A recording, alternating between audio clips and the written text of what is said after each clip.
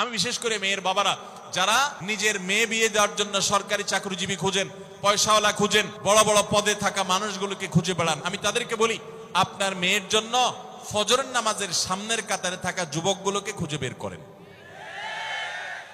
এই যে যুবকরা চিৎকার করছে সবাই ফজর নামাজ পড়েন, আল্লাহ সব যুবককে ফজর নামাজ জামাতের সাথে পড়ার তৌফিক দান করুন। ভাইরা আমার, যেই ছেলে আল্লাহকে ভয় করে, যেই ছেলের ভিতরে কোরআন এবং হাদিসের কাছে আত্মসমর্পণ করার মতো মানসিকতা আছে, এই ছেলে আর যা হোক তার স্ত্রীকে কখনো কষ্ট দিবে।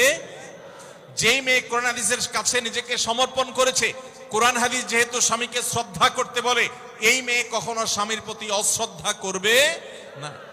অতএব দাম্পত্য জীবনের অনেক গুরুত্বপূর্ণ একটা পয়েন্ট হলো এটা যে আপনি তার রূপ লাবণ্য, সামাজিক অবস্থান, সম্পদ, পয়সা কড়ি এগুলো দেখেন বা না দেখেন, প্রধান বিবেচ্য বিষয় হবে তার ধার্মিকতা।